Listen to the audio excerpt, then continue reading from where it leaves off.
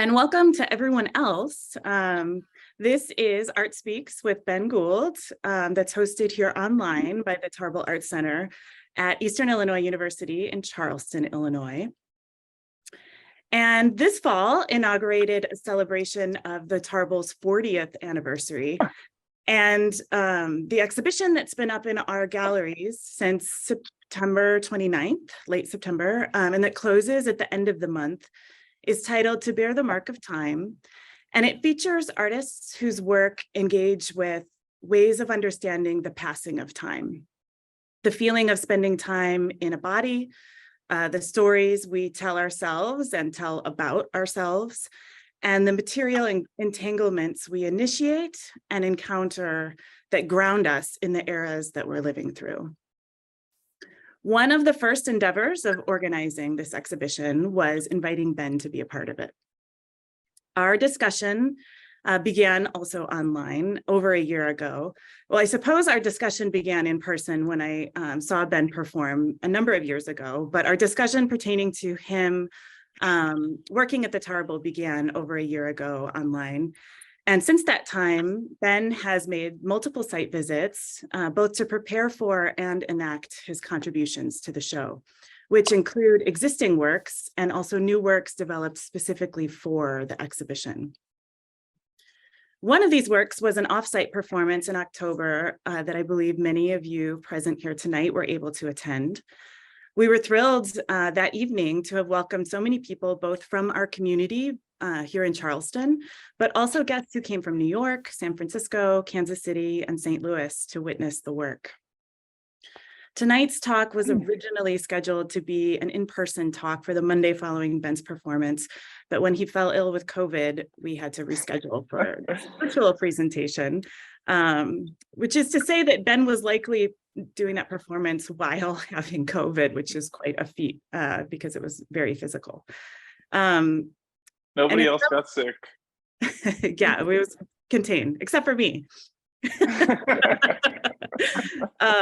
And, you know, aside from Ben's own suffering, this was fortunate in some ways because I think that it's clear we've been able to welcome some of those people here with us online tonight, as well as people from Ben's past like Damien. And I think that Ben's mom, Cynthia, is happen if we were in person. So thank you all for making time to be here. And thank you especially to Stephen Eskelson, who's allowed his class to join us during their regular meeting time.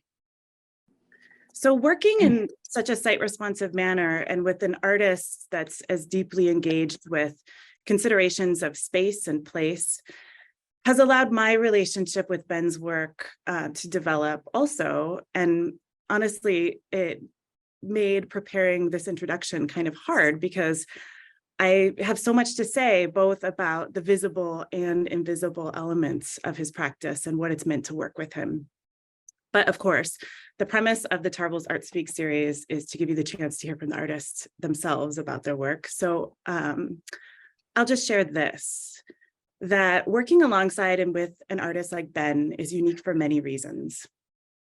I was reminded of many of them today as I witnessed his studio visits with our graduate students, where he was able to engage as meaningfully as he was on such a wide breadth of different approaches and methods that students who are in an interdisciplinary program like EIU are exploring. Ben's own rigorous inquiry and his dedication to complex methods of making doesn't just produce incredible objects, but it also ignites excitement and new ideas for his audiences, both in the gallery and also in conversations like the ones that he had with our students today. The ways that he's able to marry the skill and attention of a fine craftsperson with the conceptual prowess of someone who I'd place in an art historical lineage among such ancestors as Joseph Beuys, Chris Burden, and Louise Bourgeois is exceptional. But I'm perhaps most struck by the ways that he's able to carve out such a resonant space for beauty, especially in a postmodern world that's grown so suspicious of it. Often our relationship to beauty suffers from the ways that sneaky marketing has made us suspicious of it. And it's really a great pleasure for me as a curator and as an educator to be able to share with audiences work that is so intensely intelligent and enigmatic, but also just strikingly beautiful and sometimes in difficult ways. One member of the audience of Ben's performance in October shared with me that he broke into tears and cried his entire ride home from the quarry where this performance was cited. I really felt that, and I don't know what it says about me, but it was kind of the best feedback I've ever gotten about a work of art. I can't predict whether any of us might be brought to tears tonight, but I'm glad you're all here with me to find out. And I'd like to ask you now to please all maybe go to the bottom of your Zoom screen and click on that Zoom clap emoji so that we can silently but enthusiastically welcome our guest this evening, Ben Gould. Thanks for that introduction, Jen. It's really sweet. Okay. Thank you all for having me. I'm really excited to share my work in process with you tonight. Let me just get my screen share going on. Okay.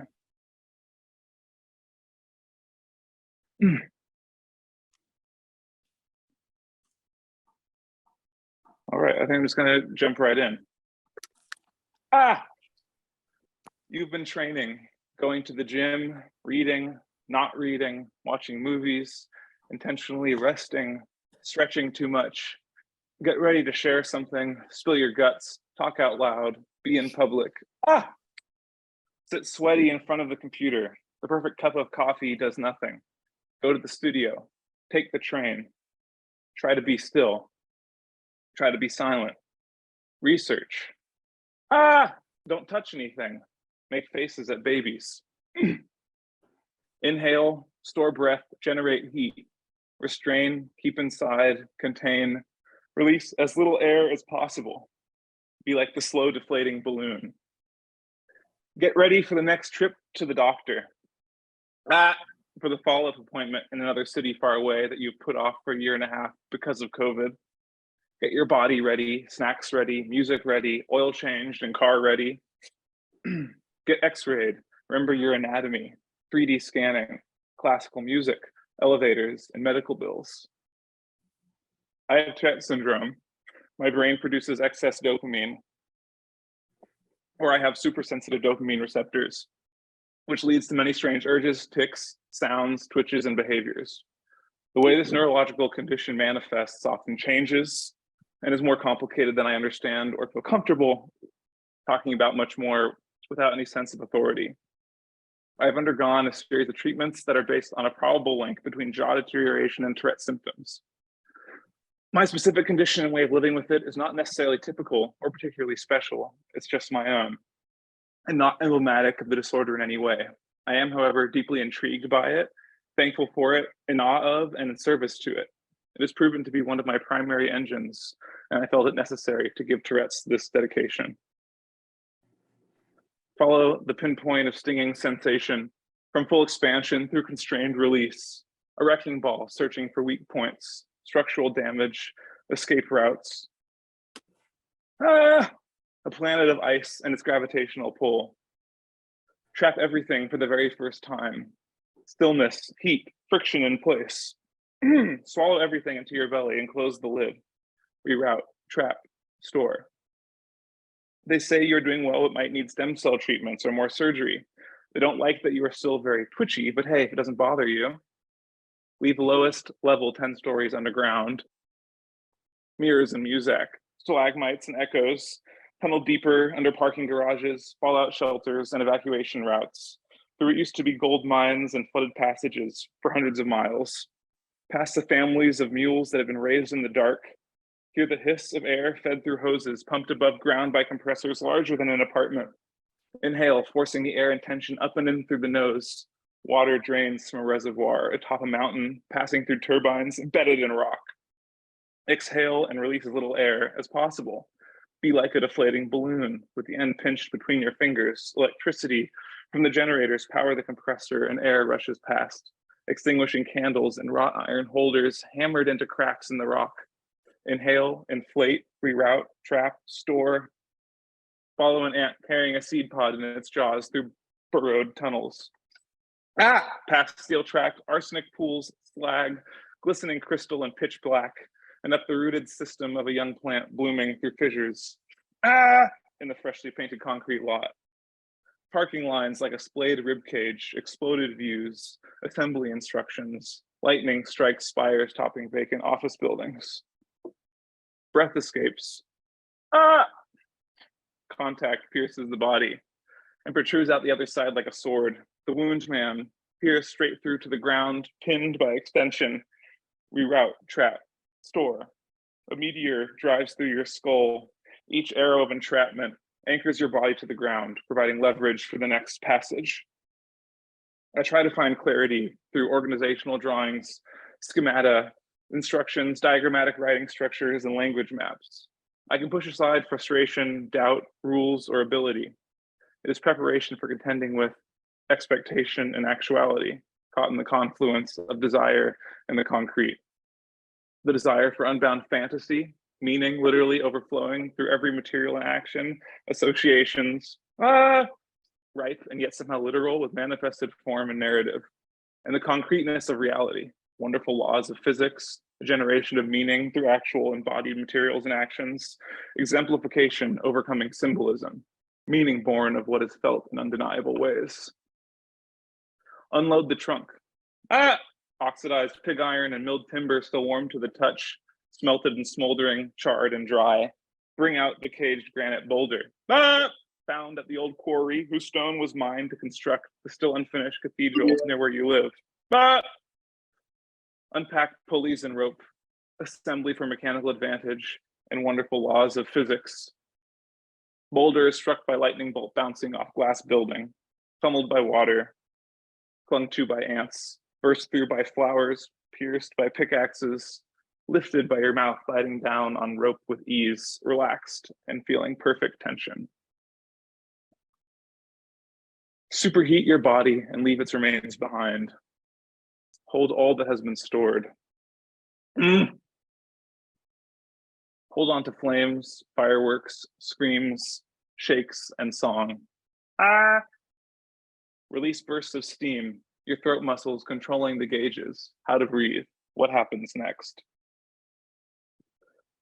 Stuff everything along with the stone and steel into the box of emergency surgical tools, braces, medical tape, titanium cutting and drilling instruments, silent corkscrew pickets and anchors, copper, zinc, and electrolytes.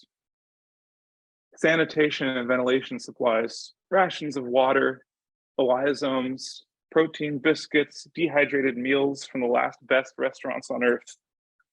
Drive until the dirt battery dies and unfold the car into an expansive arena with an operating table, frozen pool, and alchemical stove. Windshield, windows, and mirrors, turned lenses and magnifiers. Eternal golden hour smoky haze with an audience of sleeping cows, confused circadian clocks, ashen pages of someone's faraway library floating like leaves. Lay on your back to take a close look at your incredible digestive system. Incredible digestive system. Incredible digestive system. Your muscle spasm, incisive sweat, decisive hands, exquisite corpse. I found an old dictionary on the street with a lexical entry for energy underlined in its pages, the only annotation. In desperation, between videos of teenagers acting as disability role models and the blogs of concerned parents with violently twitchy children, I came across a transcription noting that before Tourette's was termed in Western medicine, one of its many names was the pulse, and another was disease of the ant. I learned that some ants' jaws can accelerate at 100,000 times the force of gravity and exert a force 500 times greater than their body weight. My jaw alignment was measured by biting down on blue dental articulating paper. I watched films set in various futures and wondered if blue is the color found least often in nature. Blood vessels seen through human tissue appear blue because the skin scatters and absorbs red wavelengths of light, The skin turns blue when silver is ingested and enters the bloodstream. Ah! Ants have no bloodstream, only open circulatory-like systems, allowing their blood-like fluid to flow freely throughout their entire body. Silver's atomic structure has the most free-flowing electrons among all metals, making it the most electrically conductive element. One large thundercloud contains enough electrical energy to power even the largest of American cities for a half hour. Lightning strikes, exit wounds, clothes blown off, burnt palms and feet, more steam, nerves and veins visible, impact, jumpstart, pull it apart, peel back layers, open and splayed, catch your body and cradle yourself before you hit the ground, death pose, recharge, resistors, fragility and stability. Use all of your weight to isolate your arm and make a numb puppet. Ah! Generator and exit wounds and lightning strikes. Here is abandon, impact, sinus node, heartbeat, swallow the lightning rod. Ah!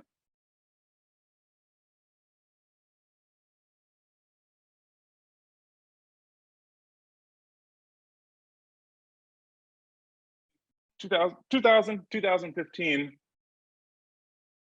I suddenly developed Tourette syndrome, and it came on really suddenly. It took a little bit of time for me and doctors to figure out what was going on. And at the time, I was doing a residency at Oxbow in Michigan, and sort of was posed with this crisis. I mean, I had just sort of finished college and was going through this period of time where I was unable to make things in the way that I felt like I wanted to make things anymore. I could no longer use power tools because my spasms were too out of control. Didn't really know that I had Tourette's yet or what was going on. But I definitely couldn't keep building like the way I thought I was sort of meant to build things throughout the rest of my life.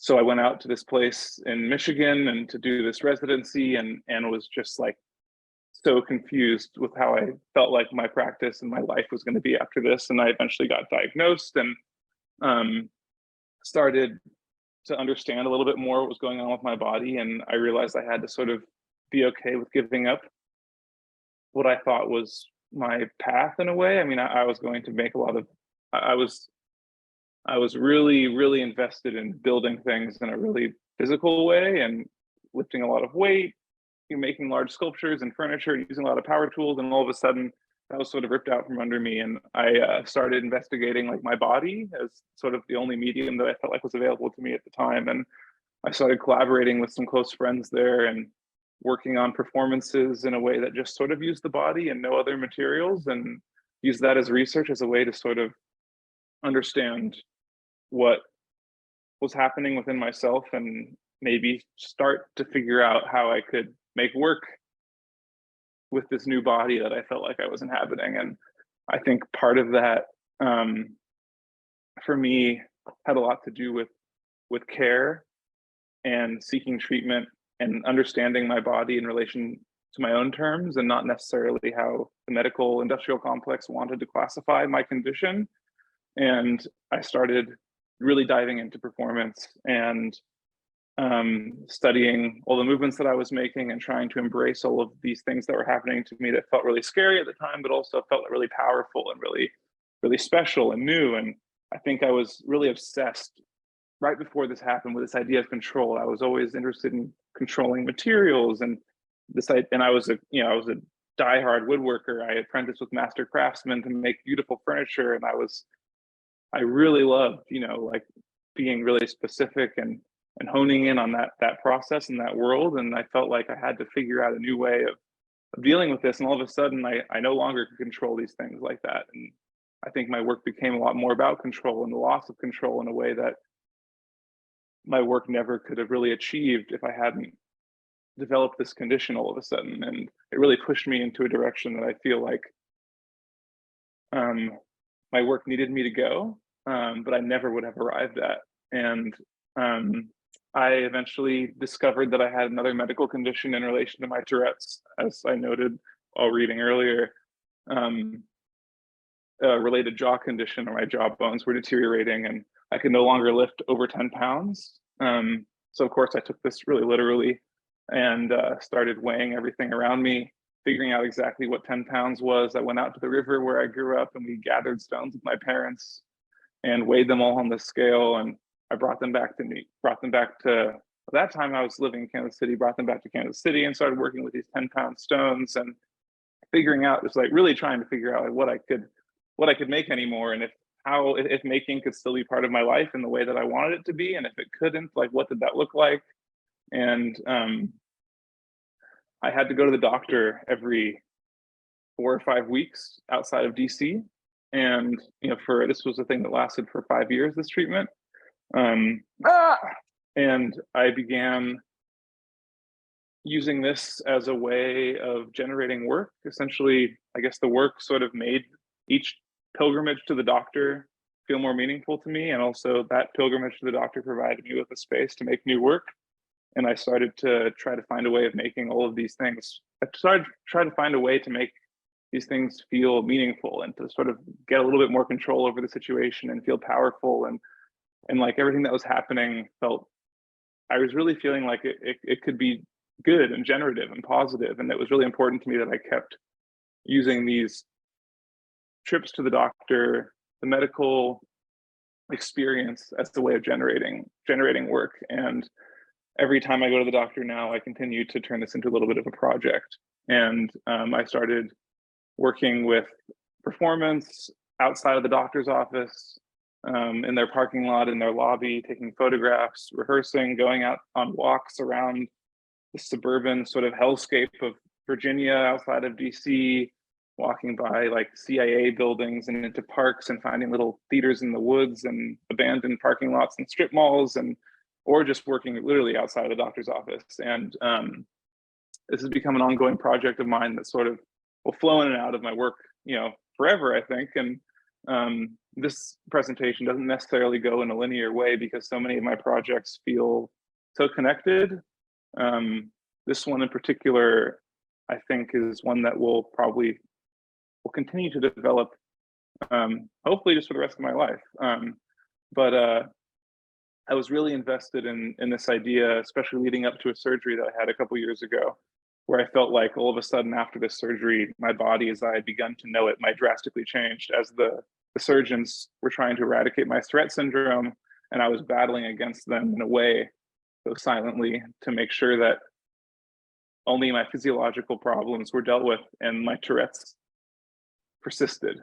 I felt like at this point I would not know how to be myself without this condition. And here's a little trailer for part of the project, this larger film that came to be from a lot of those visits.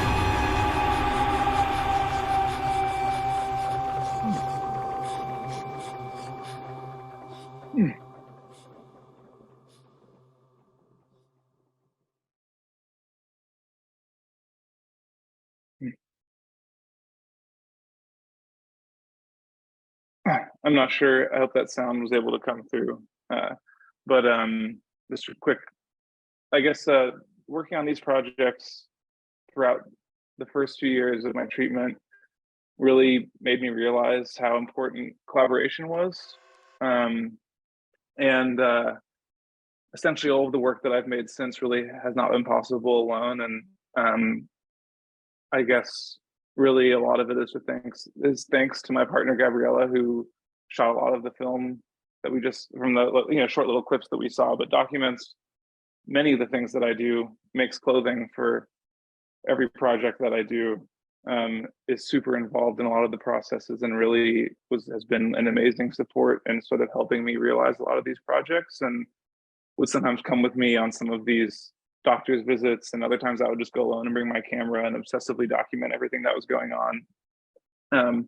But it really made me, having a 10-pound weight limitation, I couldn't really bring my backpack anywhere. I could only, if I had to bring a tripod, I'd have to figure out, it became really complicated alone, and how to make a lot of these things work that I wanted to make happen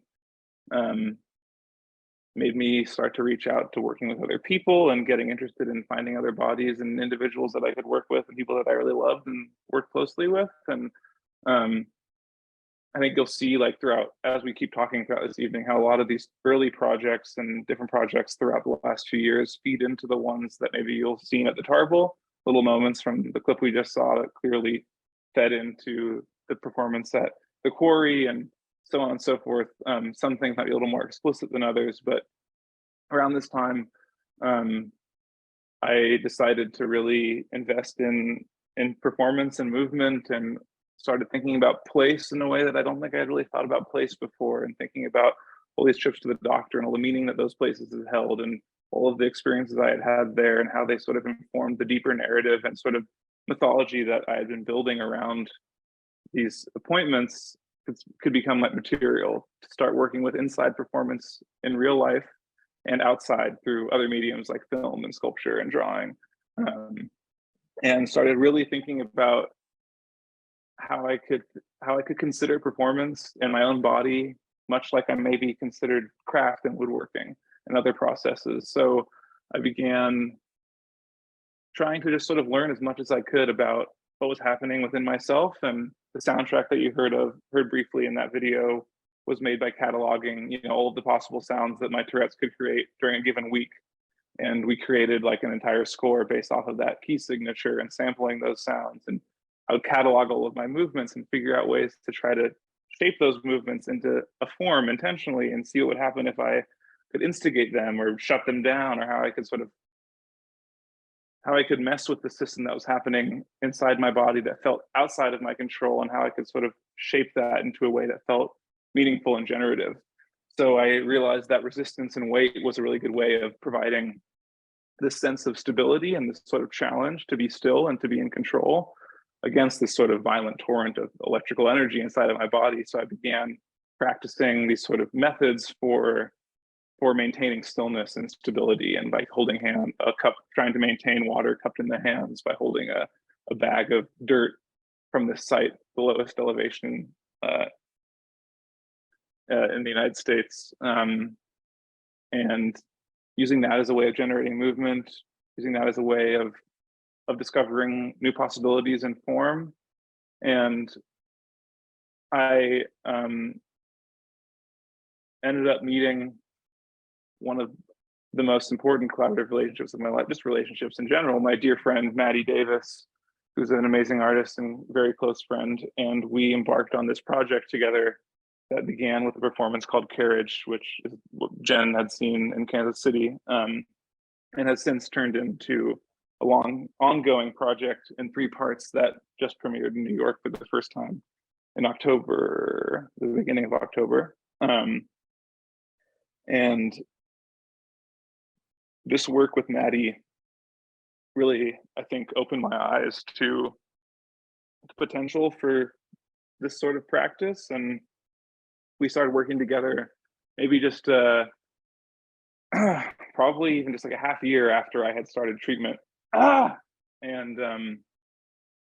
And we began, I learned of his practice and he learned of mine, and we had this sort of, or at least I felt this sort of existential this moment where I felt like, holy shit, like everything that Maddie's doing in his work is like sort of like what I want to be doing with mine. And I felt like when he saw my work, he saw all these things potentially like within my practice that felt like, also caused like a similar sort of realization for him. And it felt really necessary that we start working together. And we developed a really close friendship and began doing performances all around the United States and then eventually Europe and elsewhere. And where we developed a choreographic structure, not maybe in the standard sense of the word, but a series of movements and structures that the work could sort of pass through and would utilize our different physicalities and energies in a way that could create this work that really pushed our sense of our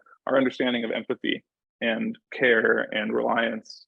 And we've performed in many different locations, and each location sort of feeds into the work, and the work is sort of reinterpreted in relation to that new site and that new ground and that surface. And here we are at a battery in the headlands outside of San Francisco, orchestrating a performance on a moving vessel on the Chicago River, where the audience moved with us on the boat, and we worked with the captain to coordinate a certain route through the river and the RPM of the engine and bridge lifts and everything. And it was maybe one of the first like really complicated public performances that we had worked on together and that I had ever worked on myself.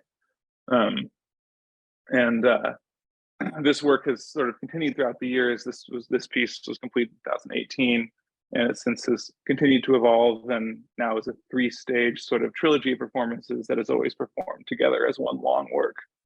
Here we are on a rooftop in Brooklyn, early on in the premiere of the project. Here we are in outside of a church parking lot in Detroit.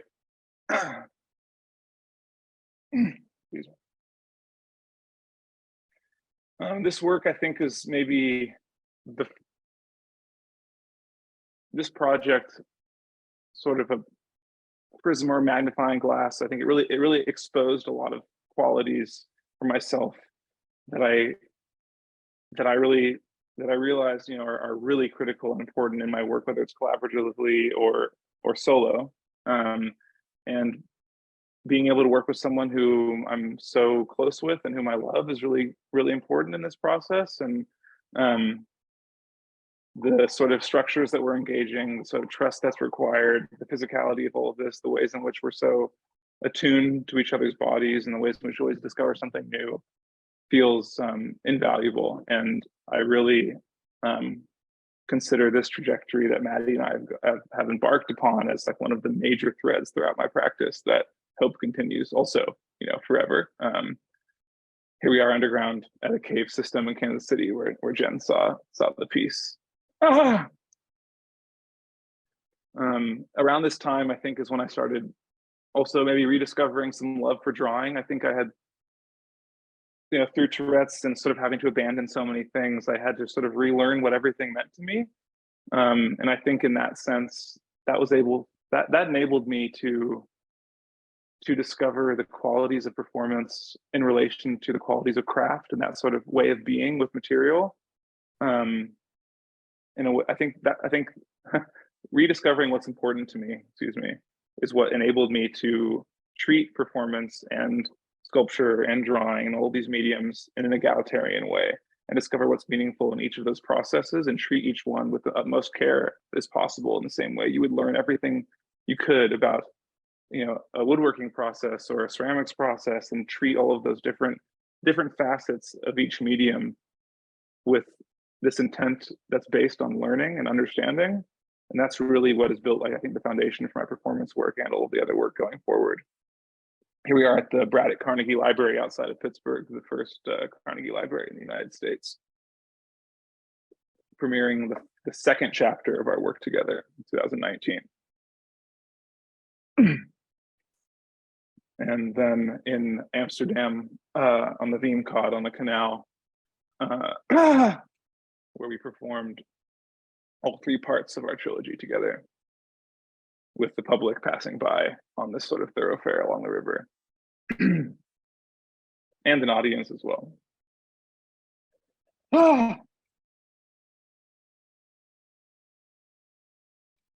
And then, of course, another doctor's appointment. They'll sort of come in and out now I think I really only have to go every year, and I'm only going up for follow-up appointments, but still I sort of make a point of creating like a bigger project each time I go to the doctor. I'm due for another checkup right now. Here we are with Gabriella in the lobby of their office. And part of this process really, I think, like forced me to find any sort of historical reference or any sort of textual reference to my condition that was outside of the sort of Western medical canon.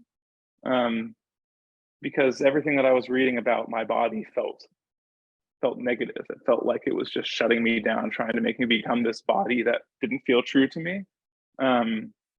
And so that's what sort of pushed me to think about fantasy and desire and other materials and mythology in a way that I hadn't before. And it allowed me to sort of embrace things outside of, just what's possible with the physical material, and let my love for science fiction and horror and all these other things sort of like feed their way into the work, and allow building this sort of mythology of my own sort of experience through my condition and the processes and practices and objects that I was making in relation to this sort of this world that could feel like empowered and meaningful and just like ripe with generative potential and positive. And so I started thinking about materials and in a really specific way. And I've become really obsessed with ants. And as I mentioned at the beginning of this talk, as this sort of idea of the ant as the empowered sort of symbol for Tourette syndrome, and have begun working with these different organic materials whose seeds are dispersed by ants. And all of the flowers and organic matter that you'll see throughout my work are utilizing these sorts of plants whose seeds are dispersed by ants in different ways. And I started rediscovering my love for sculpture and building things, even though I can only lift 10 pounds at this point in this piece, working with ephemeral materials like wax and flowers and paper and yarn and detritus from performance experiments outside of the doctor's office or medical implements. I began making these torches that you can see in the sculptures at the Tarbell, and began making these sort of chest plates and armor and sort of protective wear that incorporated debris from past performances, and started thinking about archiving all of these processes and how these different materials could fold themselves into my work in different ways. Here you can see bits of mouth appliances and bits of stone and flowers, crushed flowers from the parking lot, and wires from my braces that were part of my treatment, things like that.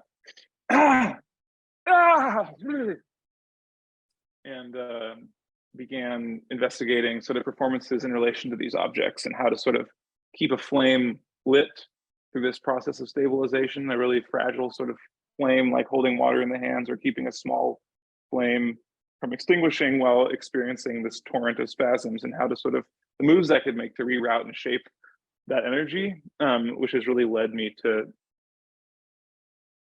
consider my syndrome and the energy that is generated by that as a material.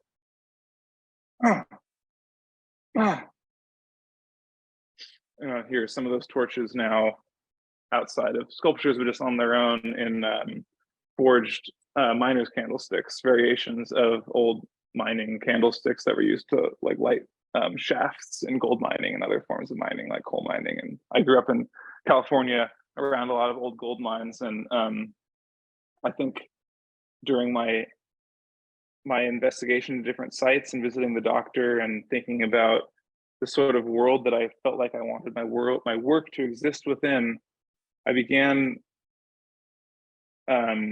feeling like I could rediscover the beauty and the wonder and the terror in the location in which I was raised. And thinking about mining and mining history and this idea of excavating deeper into the earth and getting deeper became a really good analogy for me to think about my practice and how I could sort of excavate and unearth and mine like my own interiority and what was going on within my own body. So I kept sort of seeking out these sites that are lower and lower and lower within like our Earth, and thinking about mining and mining tooling and objects from that industry became really exciting to me, and led me to sort of rediscover, I think, a love for sculpture that I felt like I had been maybe denying myself or felt like wasn't available to me anymore. And now, after having surgery, I'm no longer limited by a 10-pound weight limitation. And I can start using power tools, and I've been using power tools now and lifting whatever I want to lift or whatever I can lift, and working with materials again in a more physical way alongside my performance practice, and has led me to make pieces like this and rediscover the sculptural processes that feel really potent to me and feel like I can really choose now, like what process I do when, and learning how to do these things over again as if from scratch, you know. And during the pandemic, I think I gave myself the time to focus on learning a lot of these processes again,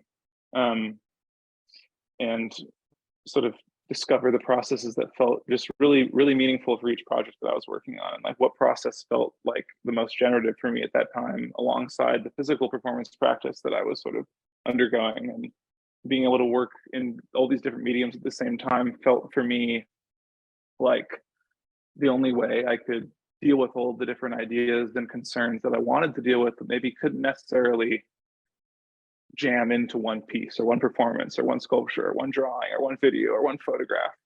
So my practice has really sort of expanded to encompass a lot of different mediums, because I feel like it's not just to the work that I'm making anymore to try to jam everything that I care about into one piece. And I feel like certain pieces and certain processes require and ask different things of me. And I'm trying to give space to those different things and those different pieces. And I think for a lot of these works here, I was thinking a lot about care and what it means to like sort of hold that material in that space in these processes, and making different systems for supporting these materials and objects. As I was also, you know, dealing with similar sort of physical principles in live performance work, it felt really exciting to be able to deal with them in a more contained way, in a more precise way, almost at times, or more, you know, static way with a physical object. Which brings us to the piece at the Tarbell, which, thanks to the Tarbell and everyone there for all the support for making these and other pieces happen here, was able to sort of, you know, scale this up to something that would not be possible on my own. You know, a 1-ton boulder incorporating like 30 flower torches in forged steel candlesticks, in limestone that was sourced from the quarry where the performance happened. I mean, it really brought together a lot of different ideas for me. I was able to, I think, let the world of fantasy and drawing and performance and all these things sort of blend together a little bit, and be able to sort of create a portal through which a lot of these different works could be seen. And it's really special, I think, to be able to do this piece and do the performance that happened at the quarry where this was sourced, to be able to create this link between the materiality of this work and materiality of the body and the site. There we are during install. And yeah, so really fun. I just feel really grateful to be able to have shared this work with everybody there at EIU and make this piece. And I hope that I can sort of continue this trajectory a bit as I'm able to sort of scale these processes up. But working with materials in this way feels really real to me. It feels really like present. I feel really excited and engaged in work like this in a way that I don't think I ever did before I was unable to do any of this stuff, if that makes sense. And here's another piece of the Tarbell, sort of incorporating these candlesticks into the architecture of the space itself, and thinking about the sort of surgical piercing of the body through these different procedures that I have undergone, and using these torches. Unfortunately, I don't think are being lit during the duration of the show, but hypothetically, hopefully, maybe they will at the end of the show. Who knows?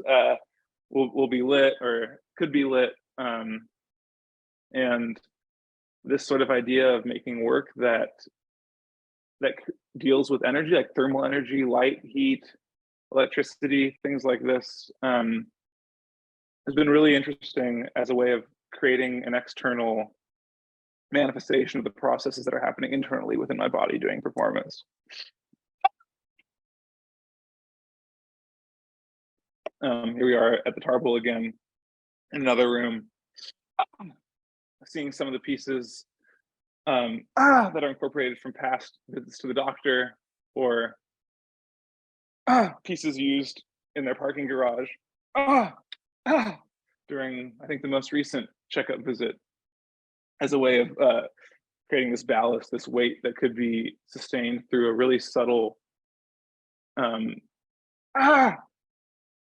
a really delicate sort of interaction with the material through just holding the string in the mouth and only exerting a very small amount of weight through a pulley system to downgrade the weight needed through mechanical advantage. And erecting this sort of in a guerrilla style fashion real quick in their parking lot, with security not getting too upset. And here's the wrist restraint from the beginning and on the wall that was used post-surgery in Virginia, and now is hanging on the wall in the Tarbell. And this piece, which is a freezer, for those who maybe have not seen the show, embedded within the wall, and with a window through which you can see this frozen tool he used in a past performance, which keeps it in its frozen state throughout the duration of the exhibition. Was a really, really fun project to figure out the logistics of and to build, and thanks to everyone who was involved with that. I wish I had some pictures of the team building this whole thing with me, or for me, really. Unfortunately, I don't, so shout out to them, to Marianne and everybody. But this object, I guess, let's talk a little bit about the work from which it came, called Ardor. Excuse me.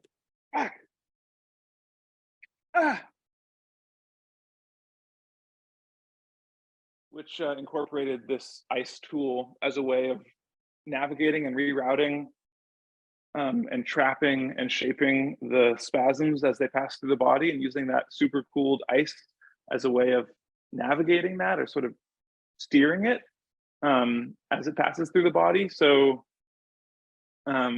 each sort of spasm, as it is felt through the body, is sort of chased and rerouted and trapped and stored in different parts of the body using the ice as a tool, which melts throughout the course of the piece. And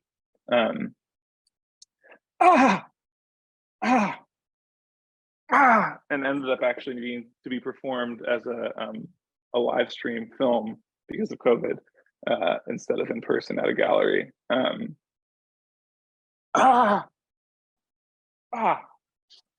The second stage of that work incorporated a hacked electrostimulus machine, a sort of a hacked physical therapy device for stimulating muscles. And once the ice melted and was broken, these electrodes were applied and provided this sort of surge of unknown energy. At this point, I feel like I understand more or less what's happening within my body, and things are new every day and things change, but I know what this feels like, and I know how to work with it now. And but I still miss this feeling of newness, and applying this subtle electric current through this TENS unit introduced this feeling of like naivete, of being new, of everything being fresh and unknown and terrifying and out of control, and having to grapple with that, and creating choreography and structures that could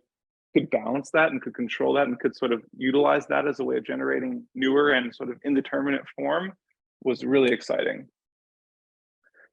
And then through the use of these Myrmica chorus flowers whose seeds are dispersed by ants, this became this tenuous point of connection through which I must act, with the utmost care amidst this violent insertion of electrical energy. So it required me to again, act in a way that felt new and precise and particular against this this sort of onslaught of current, both through the TENS unit and coming from within my own body and stimulated by the TENS unit, and sort of creating this this circle. This work, I think, was one of the first works that allowed me to really explicitly think about the processes that are happening within my own body through my Tourette syndrome and performance and their external counterparts. So thinking about electrical energy, thermal, mechanical, chemical, and how all those things could be sort of manifested outside of the body through the TENS unit, through ice, through heat, through muscle contractions, through all of these things, and how these different physical properties could be made manifest externally. And which I think in turn brought me back to this idea of materiality and what other materials can sort of inhabit this conductivity, this connection to electric energy in my own body. And I began learning everything I could about electroforming, copper electroforming, and creating objects that are sculptures, tools, and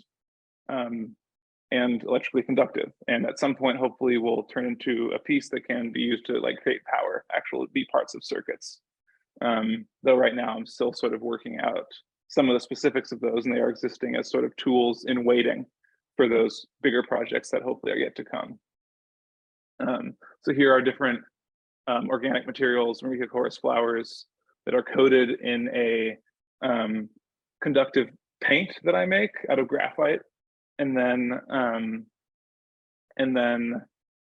immersed in an electrochemical bath of a bunch of different chemicals, fed a different electric current with an anode and a cathode, and the copper dissolves in this acid bath and from these lugs that are sitting inside, and then grows on top of the object, plating it and growing copper around the fragile forms. And then I burn everything out to sort of patinate the surface with the ash of the material that was inside. And two of these pieces are now on view at the Tarbell. This one and this one here, incorporating post-surgical occlusion electrode, so mouth sort of positioning devices that I have needed to wear post-surgery. And this is a process that I've continued to really dig my teeth into, and I'm still trying to figure out, I think, where it's going to go. But in general, I'm hoping to, at some point, like I said, be able to use these tools as ways of creating circuits and generate electricity through telluric current in the earth, or as part of just a larger electrical circuit. And also been thinking about different surgical tools, different tooling for performances or medical procedures, making replicas of those surgical tools with stainless steel and incorporating them into these electroformed objects, like this one here, which is a bone awl.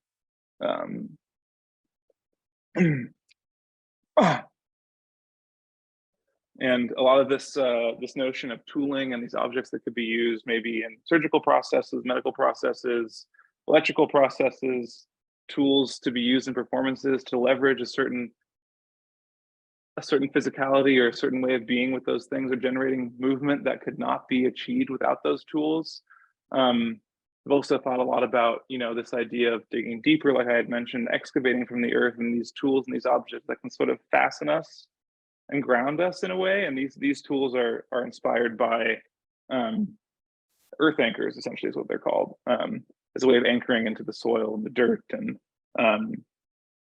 and also could be utilized as objects or seen as sculptures. And here they are, just hanging on a wall, I guess, as an art object, but also used as tools for research outside. Maybe they never really become utilized in a performance, but a lot of these things maybe never end up being seen, or are sort of existing as a one stage along the process of developing a performance or a film or another work.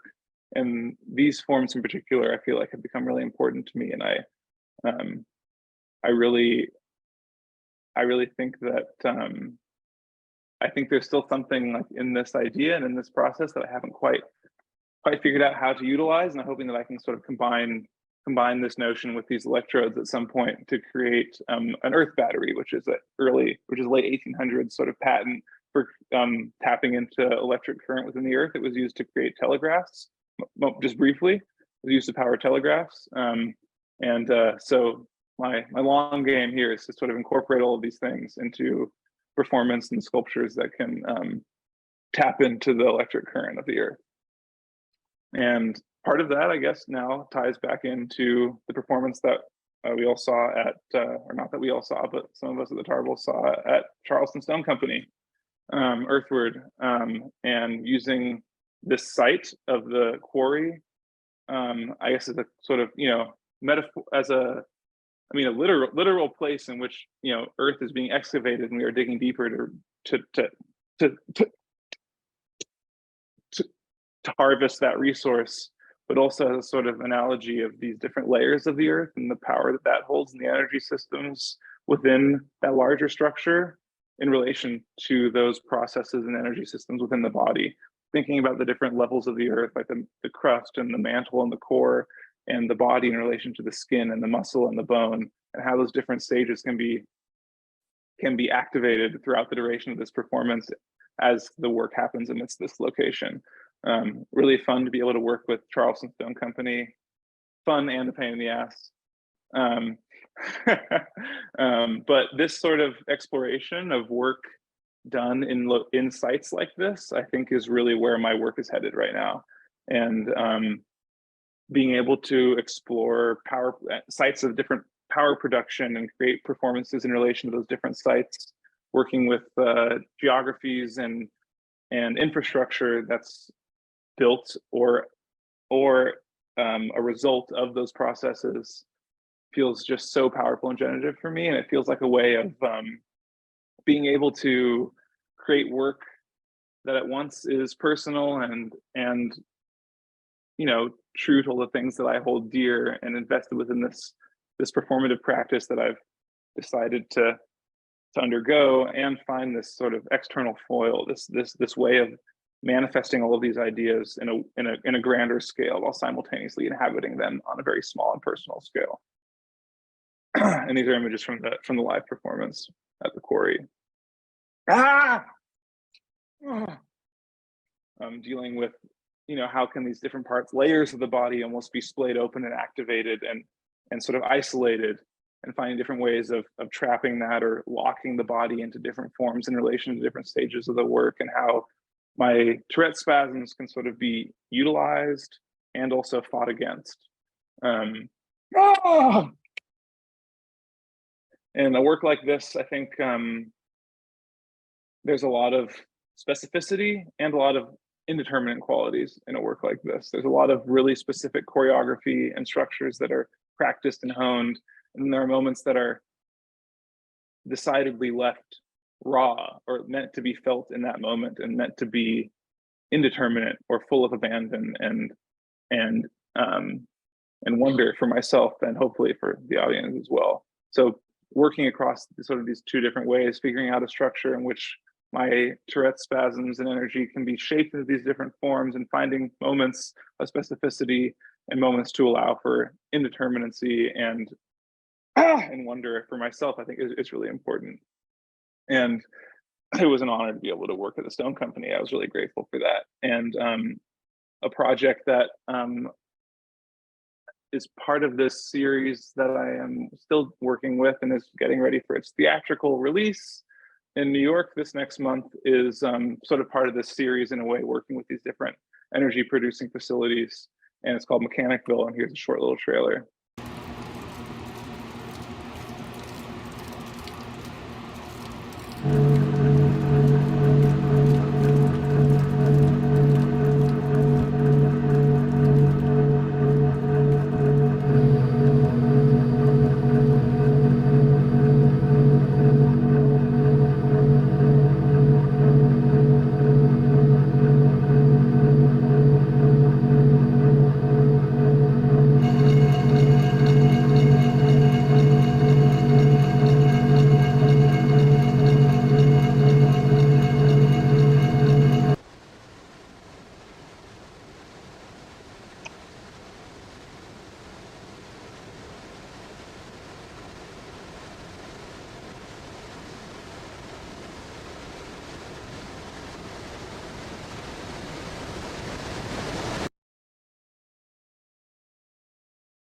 So I've been very lucky to work inside of the oldest continuously running hydroelectric plant in the world earlier this year for a while, and was able to film a performance and project there. And now, like I said, I'm getting ready to sort of do a theatrical release at a theater here in New York in February from the film that was made as part of that, working with cinematographer Joseph Bacon. And I'm really excited about this trajectory, and working in sites like this feels just really exciting. And being able to sort of go through all the hurdles of working in a location like this is exhausting. But also, you know, I just feel really lucky to be able to work in a place like this, or a place like a quarry, and being able to experience all of the sort of these sort of places that, I mean, in a really sort of like unbiased way, I guess I'm trying to think about these places as sites of potential and what they actually mean, if you know, beyond the sort of political associations that one might have with different power plants. Though of course that is really important to me in relation to the climate and all these other things. But while working in these sites, I'm trying to get a really close relationship with the engineering staff, people that work there, so that I can really sort of like learn everything that I can about them and these different energy production facilities. And being able to work here at the hydroelectric plant, I became really close with the engineers, and was really lucky to be granted like full access to the plant to create this film. And also create a series of large format film photographs with photographer Jeff Bark to sort of help and aid in research for the performance, and create a sort of a series of works that could be shown, you know, as a material artifact of that process. Here you can see the medical wrist restraint on my right arm, and a few of the earth anchors and other tools that are used in some performances that maybe didn't really end up in the film, but were part of the process of discovering that choreography and the structure of the work itself. And here we are in the main generator hall. The only thing that's been changed here is that they've been painted yellow since it was built in 1897. So this is essentially, yeah, I think like where I see the next large projects that I'm doing. I think that I'll be trying to sort of push more places to grant me access, if they're willing, to be able to create more works like this. I got the quarry at this power plant, and finding these locations that feel really meaningful to me in many different ways, but also to be able to work with these locations and like people that run them in a really intimate way. And it's tough, but I hope that after doing a few of these, I'll be able to sort of prove that I'm not going to burn the place down.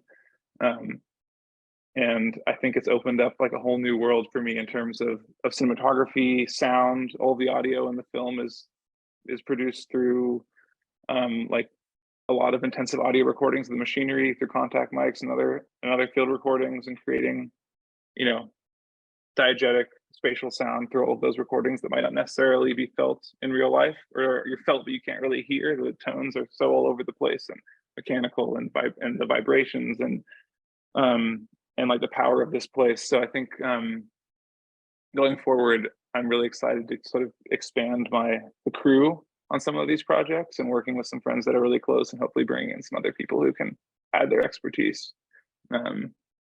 But yeah, so I think we're pretty much running out of time. But thank you all for listening to me talk for a while. And I think if anyone has any questions, I'd love to answer any questions about anything, however personal or not.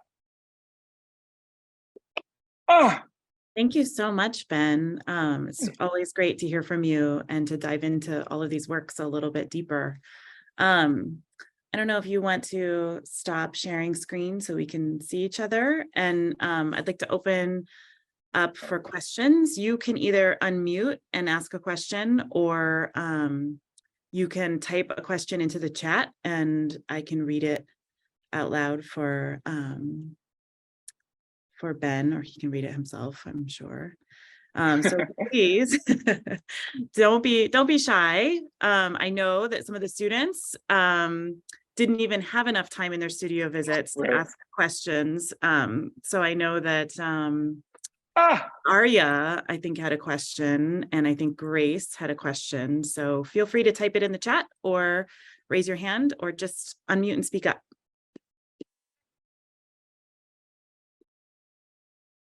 Or if, I guess if no one has any questions, I do have I some have a bonus photos. Oh, cool. I'm wondering how you like navigate collaborative works as far as like I don't know, like how do you manage a team? Like they're a So yeah, leader.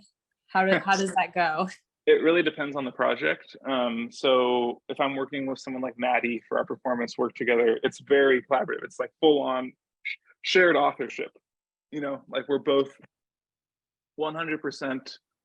It's both our work 100%. You know, there is no like choreographed by this person, performed by this person. It's just like a work by us together, and everything is developed together, whether or not we're in the same city or if we're somewhere else and we're sending correspondence and researching together and sending videos that we record of each other to each other, or, you know, working together in the same room and devising of a performance together in that way.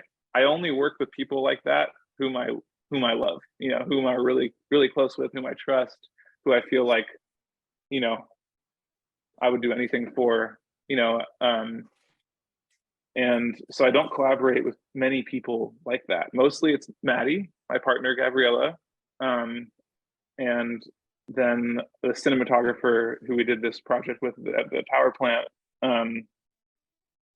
You know, it's really important to like establish boundaries and like understanding who's responsible for what and whose work is whose, you know, and for a work like this Mechanicville project, like this is my piece, this is my project.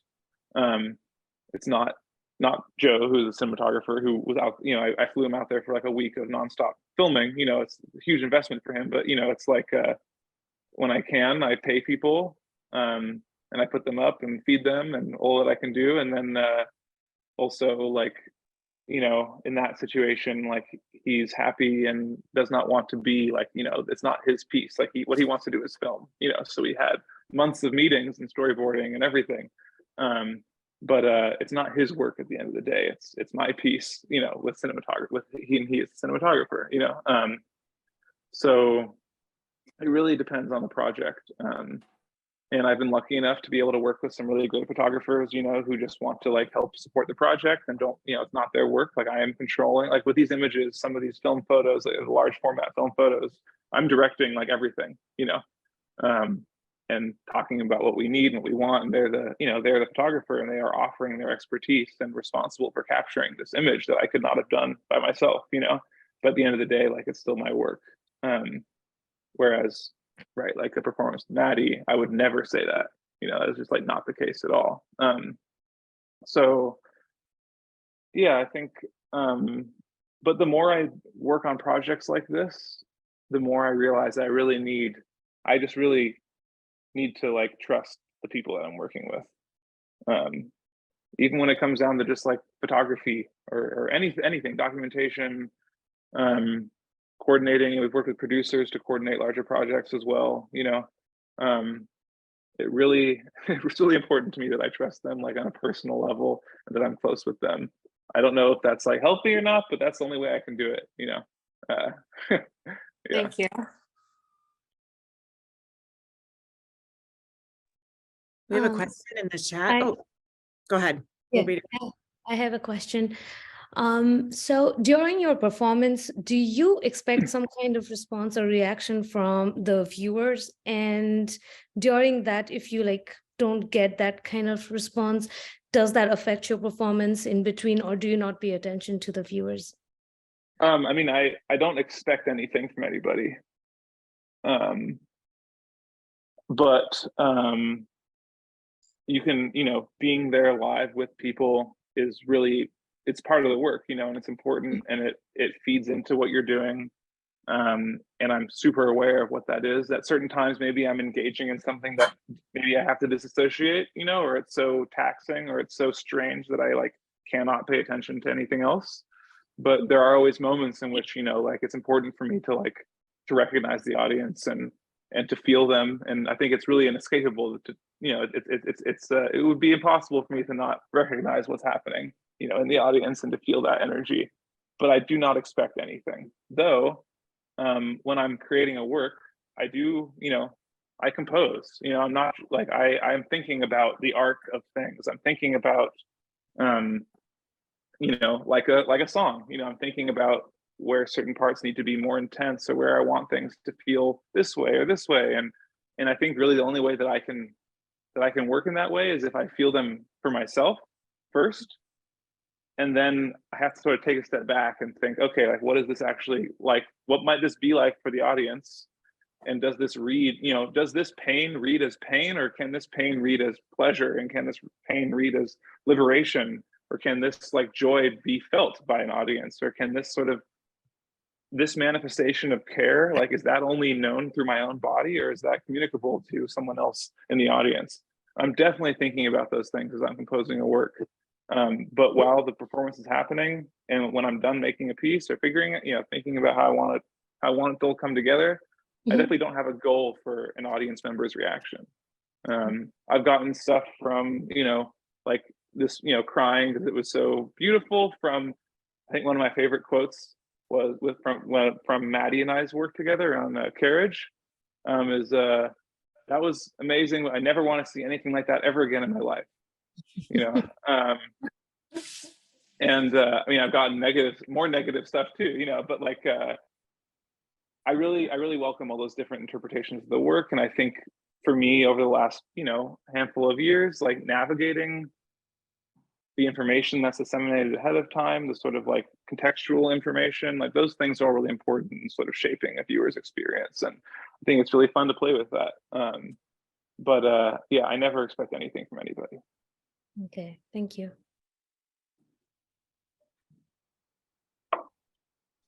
There's a question in the chat. Ben, thanks Oh. for engaging reading and talk. Sorry, that's my computer. Okay, I don't see it in the chat for some reason on my end, but Oh, do you mind if I read it for you? yeah, read it to me. Does your 2D work inform the performative work, or vice versa? And this question is from Eric, who you know. Yeah. Yeah, so definitely. I think really during like the pandemic did I start just like giving myself freedom to like draw again and have fun. And I've shown some of those drawings and like I've in gallery contexts and stuff like that. I mean, there's a chalkboard drawing, of course, which is a 2D drawing. And a lot of these things they really start as schemata or diagrams or brainstorms or foundations for performative work that may or may not ever be, or might just be one little part of something, or might try to encapsulate like the entirety of something I want, but never feels attainable. And I think like in the drawing space, I give myself the freedom to just like not care about anything. I let fantasy come in a way that I don't think I let it come in any other process. I let just like I don't care about aesthetics. I start most of my drawings like on a chalkboard or a whiteboard because I feel like it's low stakes. Like I hate feeling like I'm making an artwork. So when I start a drawing on a whiteboard or a chalkboard, it feels like I'm just learning. I'm just teaching myself. I'm just trying to clarify things. I'm just trying to make sense of ideas. And then at some point that drawing will get taken further to become an artwork, or half an artwork, or a drawing that is real, or a drawing that I just keep for myself, or the thing that's used as an actual, template for a performance. But they all start, I think, for the most part, as sort of dreams for things to be, and then get sort of worked back into another medium and things like that. So I take a lot of transfers from like a whiteboard, start my drawings, or I just work directly on the chalkboard. That's been the way that I've been able to find like the most freedom in a drawing practice. Otherwise, I tend to feel paralyzed, or I feel like I need to make an artwork, and then I feel like I don't know why I'm doing it.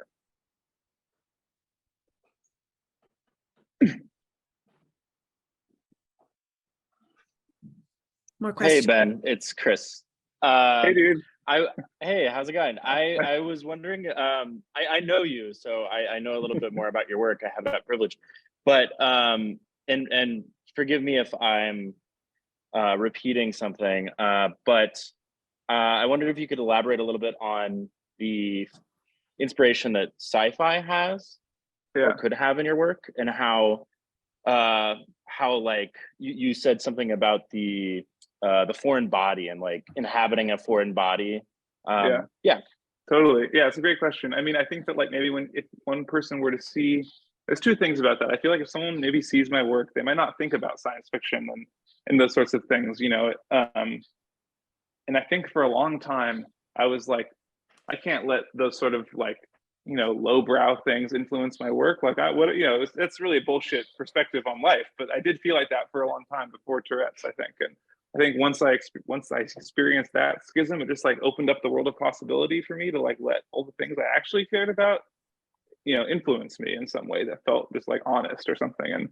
And you know, my favorite sort of films are like sci-fi from the 70s and 80s and like body horror and Cronenberg and things like that, you know. And I think that like also part of me experiencing experiencing my life with Tourette syndrome, I sort of started to feel like a monster. And I think like taking on this sort of like identity of like the monster or the alien or this like foreign body and like and owning it felt like just really fun and really like liberating, you know. And I think that's what sort of let me like, you know, certain things like certain structures and performances, like I even just refer to them as like here's like Nosferatu or like Frankenstein or whatever, you know. And like letting that stuff influence my work or just being more open to those influences gives me like way more freedom and allows me the space to just like explore fantasy and like desire in a way that I don't think I would have otherwise if I wouldn't have let those influences like be more felt in my practice, by myself, you know. So there's a lot of also things, I mean, concretely in like the cinematography of things are pulled directly from certain sci-fi films. You know, there's a lot of like hidden reference and things like that. Like, as you would know, like Stalker, you know. Oh yeah. You know, and like things like that, like I love, and being able to sort of pay homage to some of those films in my work is really fun. But also, yeah, I think like the more and more I make things, the more I like yearn for stuff that's beyond my capability. And I think that like science fiction is like the place in which a lot of that stuff can happen for me, or I can experience that. And I don't know, you know, what'll happen in the future. You know, I'm not really like, I'm always sort of torn between like the real and the fantasy, you know, like what can be done with the real body and felt in our real flesh, and like the fantasy of what this could be if you were able to treat life like a drawing, you know. So working with film and things like that, I think is a fun way for me to think about those things, and thinking about like practical effects, none of which I'm exploring, you know, like in the Mechanicville film or whatever. Like there's no special effects, no practical effects, just really choreographed long shots. But thinking about ways in which like cinematography and form and things can be liberated through, you know, like things in movies like science fiction is important to me. But yeah, I think that sort of answers your question. But yeah. Yeah. No, that was awesome. Yeah, thank you. I think Cynthia has a question. That's my mom. Do I? Oh, your did you hand. raise your hand? Can you hear me? Yeah. Okay. I was just interested, Ben, in thought articulate in relationship to your work. And I was wondering how much of it is cerebral for you and how much of it is emotionally driven or unconsciously driven? Because your work dips into more of those realms than into the cerebral realms. For me. You were breaking up for a little bit, Mom, but I think I understood your question. I didn't hear the first half of it, but essentially like cerebral versus like the body, like the sort of like the conceptual versus the felt aspects of my work. Yes. Right. Okay. Yes. Yeah. Yeah, I think that also is similar to like Chris's question with science fiction and stuff, is like the felt, like the experience, the real, and the fantasy and desire, and like how those things can butt up against each other or meld together, and like what that creates. So for me, I think yeah, starting place for most of my work is felt. It's real, it's physical, it's immediate, it's urgent, it's dirty, you know. And then through that, I think I'm able to figure out like what direction I want to push it in, what form I want to sort of like yield with that physical felt energy. But when I'm, you know, so I think it's a lot of going back and forth. It's trying, working physically, figuring out what feels right, what feels like exciting and new and interesting, and then like what that actually means, and is that interesting actually, and how can that be worked into a greater composition that feels meaningful and is creating something that I actually care about. So sometimes it pushed off, it sort of departs from the physical, and that's its kernel, and then sometimes I think I'll devise like a greater conceptual framework for a performance or a film, and use that as a sort of scaffolding to build upon. But everything in the end comes down to the physical body for me. I think you're right. No, I wasn't even asking about that. I was asking about emotional versus cerebral. Oh, okay. How much of your work is emotionally driven from inside of you, and how much of it is cerebral, and in which order? I don't know. I guess I'm not so sure. I think, okay, that's a good question, Mom. I don't know. And I think that maybe specifically you're talking about like Earthward, like the performance at Charleston and at Charleston Stone Company. There are certain things, certain emotions that I really wanted to feel. And those were some of the building blocks, the sort of like pillars in that work. And I really wanted to feel joy. I really did not want to feel terror. I really wanted to feel, like those are two at certain points, and I think like those sorts of pillars or those sorts of like beacons were things that I was sort of creating form to arrive at, and I think maybe that's maybe a little bit more of a recent thing for me, thinking specifically about maybe emotions that I feel like I need to experience, I really want to experience in that work, and what does that emotion sort of, what does that mean, and how do I sort of get there? And is that felt by the audience or not, and is that translatable? But I think for That's this most cerebral. That's cerebral. Okay, then I guess I'm really, really conflicted. Thank you, Ben.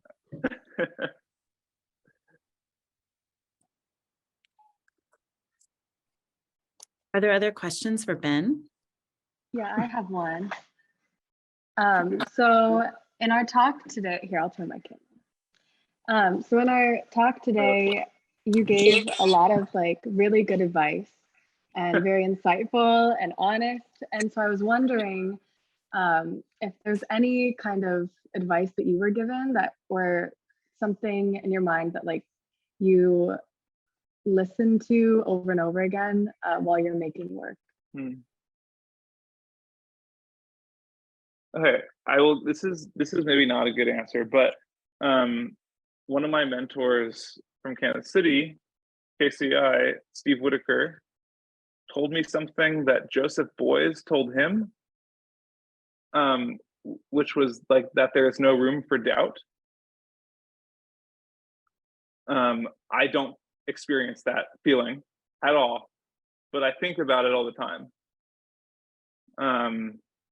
I'm riddled with doubt and like uncertainty and self-consciousness and all these things, but I always strive when I feel myself like, making work sort of like as a, whatever, and I'm feeling like beaten down by doubt, I guess I do think about what Steve told me and Joseph Beuys told him in that way, and just like trying to, and it makes, I guess what that means for me is just like being able to make work in a way that feels liberating.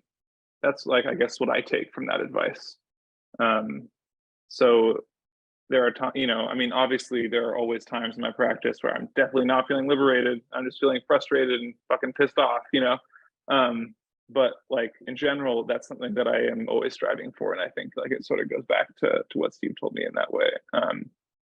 Yeah, but I don't believe that that's actually, I can't live without doubt. But anyway, I think Steve Whitaker, also I think that like, going to school in Kansas City Art Institute where Damien and also Chris, who just asked a question, also went, I think that like, and where also my father went, and brother, and I learned a lot from both of them, of course, like as far as being an artist. And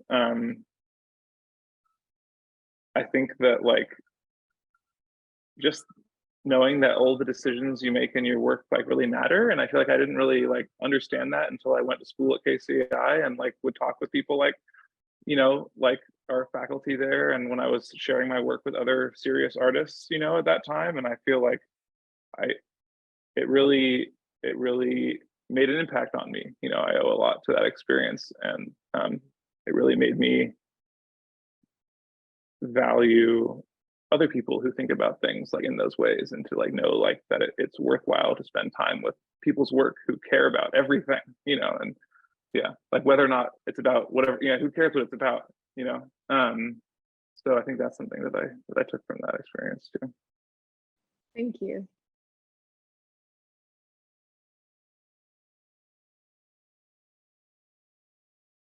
I think it's really great, especially for our grad students, to hear that about doubt. Yeah. I think we have time for another question or two, if anyone has one. Yeah.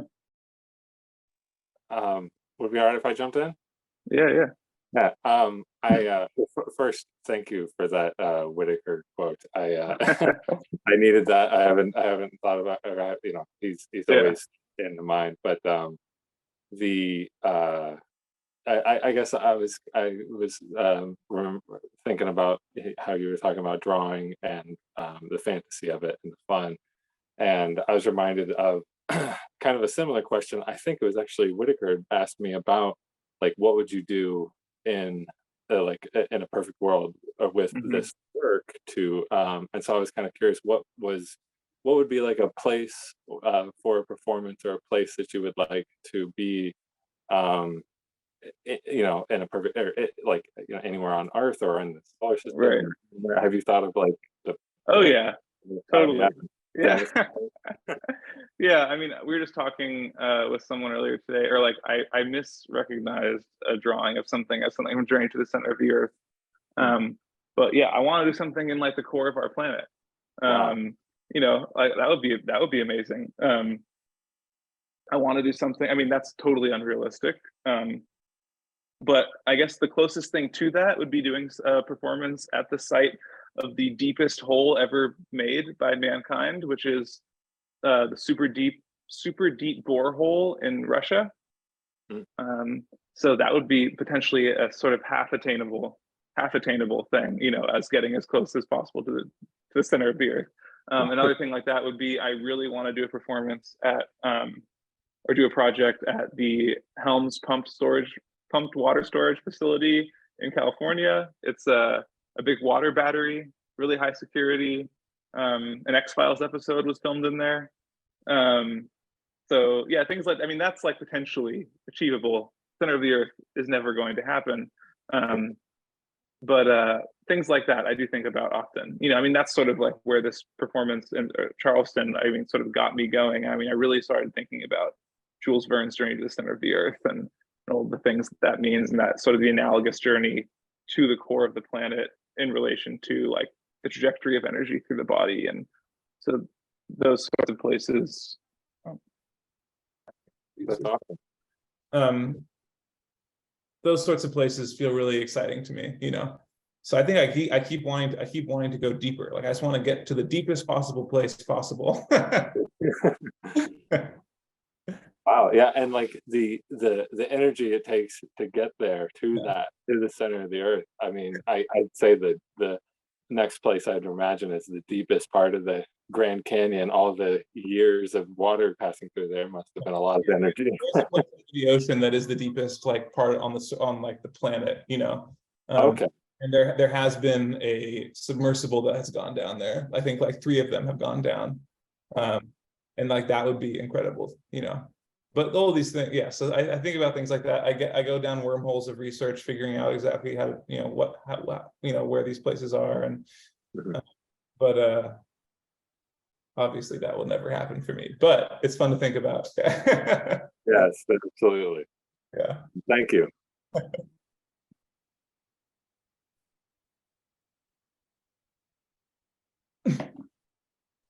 Any last questions or thoughts?